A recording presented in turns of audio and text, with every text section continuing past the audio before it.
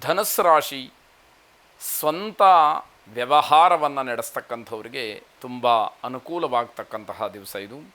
ತುಂಬ ಪರಿಶ್ರಮವನ್ನು ಪಡಬೇಕಾದಂತಹ ದಿವಸ. ಹಾಗಂತ ಪರಿಶ್ರಮ ಪಟ್ಟಿದ್ದು ವ್ಯರ್ಥ ಆಗತ್ತೇನೋ ಅಂತ ಹೇಳಿ ಆಲೋಚನೆ ಮಾಡುವಂಥದ್ದು ಬೇಡ. ನಿಮ್ಮ ಪರಿಶ್ರಮಕ್ಕೆ ತಕ್ಕ ಪ್ರತಿಫಲ ಸಿಕ್ಕತ್ತೆ. ಎಷ್ಟು ಕಷ್ಟಪಡ್ತಿರೋ ಅಷ್ಟು ಲಾಭ ಆದಾಯಗಳು ನಿಮ್ಮದು ಆಗ್ತಕ್ಕಂಥದ್ದು. ಹಾಗಾಗಿ ಕಷ್ಟಪಟ್ಟಿದ್ದಕ್ಕೆ ಮೋಸ ಆಗಲಿಲ್ಲ ಅನ್ನುವಂತಹ ಸಮಾಧಾನ, ನೆಮ್ಮದಿಯ ನಿಟ್ಟುಸಿರು ನಿಮ್ಮದಾಗ್ತಕ್ಕಂಥದ್ದು. ಧಾರ್ಮಿಕ ವೃತ್ತಿ ಆಗಬಹುದು, ಅಥವಾ ಅರ್ಚಕರಾಗ್ಬೋದು, ಪುರೋಹಿತರು, ಜ್ಯೋತಿಷಿಗಳು, ಇವರಿಗೆಲ್ಲ ಈ ದಿವಸ ವಿಶೇಷವಾದಂತಹ ಗೌರವ ಧನಾಗಮ ಆಗ್ತಕ್ಕಂಥದ್ದು. ಸರ್ಕಾರಿ ನೌಕರರಿಗೆ ಒತ್ತಡ ಹೆಚ್ಚಾಗ್ತಕ್ಕಂಥದ್ದು. ಸಾಹಿತ್ಯ ಸಂಗೀತ ಕ್ಷೇತ್ರಗಳಲ್ಲಿರ್ತಕ್ಕಂಥವ್ರಿಗೆ ವಿಶೇಷವಾದಂತಹ ಪುರಸ್ಕಾರ ಗೌರವ ಇವೆಲ್ಲವೂ ಕೂಡ ಸಿಕ್ಕುವಂಥದ್ದು. ರಕ್ಷಾ ಸುದರ್ಶನನನ್ನು ವಿಶೇಷವಾಗಿ ಪ್ರಾರ್ಥನೆ ಮಾಡಿ ಶುಭವಾದ. ಮಕರ ರಾಶಿ ತೈಲ ವ್ಯಾಪಾರಿಗಳಿಗೆ ಶುಭ ಫಲ ಲಾಭ ಎರಡೂ ಕೂಡ ಇರತಕ್ಕಂಥದ್ದು. ಮಕ್ಕಳ ಬಗ್ಗೆ ಹೆಚ್ಚಿನ ಗಮನವನ್ನು ಹರಿಸಿ. ಕೈಗಾರಿಕೆ ಅಥವಾ ಕಾರ್ಖಾನೆ ಇತ್ಯಾದಿಗಳಲ್ಲಿ ಬೆಂಕಿಯ ಅವಘಡ ಸಂಭವಿಸಬಹುದಾದಂತಹ ಸೂಚನೆಗಳಿದೆ. ಅದಕ್ಕೆ ಸಂಬಂಧಪಟ್ಟಂಥವರು ತುಂಬ ಎಚ್ಚರಿಕೆಯಿಂದ ಇರತಕ್ಕಂಥದ್ದು. ಕಟ್ಟಡ ಮಾಲೀಕರು, ಕಾರ್ಮಿಕರು ಎಲ್ಲರೂ ಕೂಡ ಎಚ್ಚರಿಕೆಯನ್ನು ವಹಿಸಬೇಕಾದಂಥದ್ದು.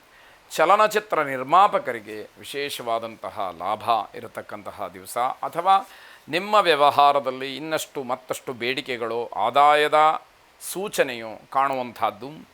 ಜವಾಬ್ದಾರಿಯನ್ನು ತುಂಬ ಜಾಣ್ಮೆಯಿಂದ ನಿಭಾಯಿಸಬೇಕು. ನಿಮ್ಮ ಕರ್ತವ್ಯ ಏನಿದೆ ಅಲ್ಲಿ ಎಲ್ಲೂ ಲೋಪ ಆಗದೇ ಇರುವ ಹಾಗೆ ಗಮನಿಸಿಕೊಂಡು ಕರ್ತವ್ಯವನ್ನು ನಿರ್ವಹಿಸಬೇಕಾದಂಥದ್ದು ಅತಿ ಮುಖ್ಯವಾಗುತ್ತೆ.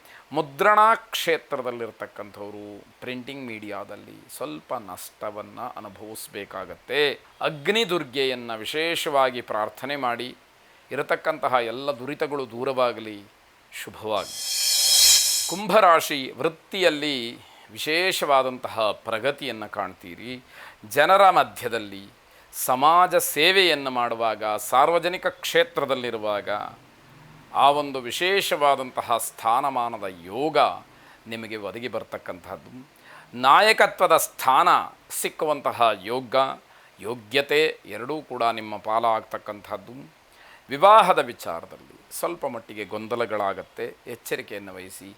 ಸರಿಯಾದಂತಹ ರೀತಿಯಲ್ಲಿ ಚರ್ಚೆಯನ್ನು ಮಾಡಿ ನಿರ್ಧಾರವನ್ನು ಮಾಡಿದಾಗ ಗೊಂದಲಗಳು ನಿವಾರಣೆಯಾಗುವಂಥದ್ದು. ಆದರೆ ಆ ರೀತಿ ಗೊಂದಲ ನಿವಾರಣೆಗೆ ನೀವು ಹೆಚ್ಚಿನ ಶ್ರಮವನ್ನು ವಹಿಸಬೇಕಾಗತ್ತೆ. ಆಯ್ಕೆಗಳು ಹೆಚ್ಚಾದಾಗ ಗೊಂದಲಗಳು ಹೆಚ್ಚಾಗ್ತಕ್ಕಂಥದ್ದು. ಸರಿಯಾದಂತಹ ನಿರ್ಧಾರದಕ್ಕೆ ಬರುವಂಥದ್ದು ಕಷ್ಟ ಆಗುವಂಥದ್ದು. ನಿರೀಕ್ಷಿತವಾದಂತಹ ಲಾಭ ಏನಿದೆ ಅದು ನಿಮ್ಮನ್ನು ವಿಶೇಷವಾಗಿ ಸತ್ಕರಿಸ್ತಕ್ಕಂಥದ್ದಾಗತ್ತೆ.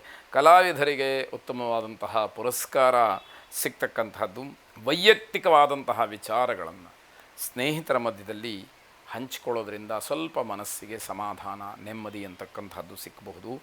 ರೇಣುಕಾದೇವಿಯನ್ನು ವಿಶೇಷವಾಗಿ ಪ್ರಾರ್ಥನೆಯನ್ನು ಮಾಡಿ. ಕೆಲವರ ಮನೆ ದೇವರು ಆರಾಧ್ಯ ದೇವತೆ ರೇಣುಕಾ ಯಲ್ಲಮ್ಮ ಆಗಿದ್ದರೆ ಆ ದೇವಿಯನ್ನು ವಿಶೇಷವಾಗಿ ಉಪಾಸನೆ ಮಾಡಿ, ಅರ್ಚನೆ ಮಾಡಿ, ಪ್ರಾರ್ಥನೆ ಮಾಡಿ. ಶುಭವಾಗಿ. ಕೊನೆಯದಾಗಿ ಮೀನರಾಶಿ ಮನೋರಂಜನೆಗೋಸ್ಕರವಾಗಿ ಹಣವನ್ನು ವ್ಯಯ ಮಾಡ್ತೀರಿ. ಮಾತು ಮಿತವಾಗಿದ್ದರೆ ತುಂಬ ಒಳ್ಳೆಯದು. ಜೊತೆಗೆ ಬೇರೆಯವರ ವಿಷಯಕ್ಕೆ ಹೋಗಿಬಿಟ್ರೆ ಇನ್ನೂ ಒಳ್ಳೆಯದು ಅಂತ ಹೇಳಬೇಕು. ಕೂಲಿ ಕಾರ್ಮಿಕರಿಗೆ ಹೆಚ್ಚು ಸಂಬಳ ಅಥವಾ ಹೆಚ್ಚು ಹಣ ಸಿಗ್ತಕ್ಕಂತಹ ದಿವಸ ಇದು.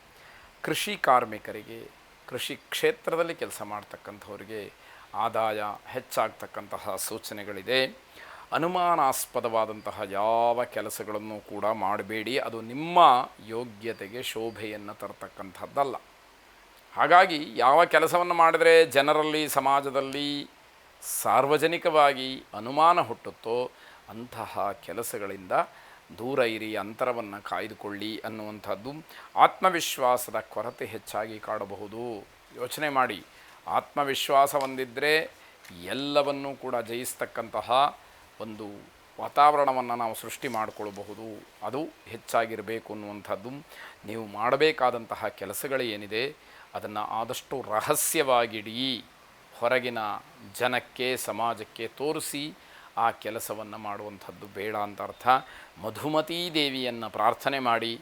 ಶುಭವಾಗಿ.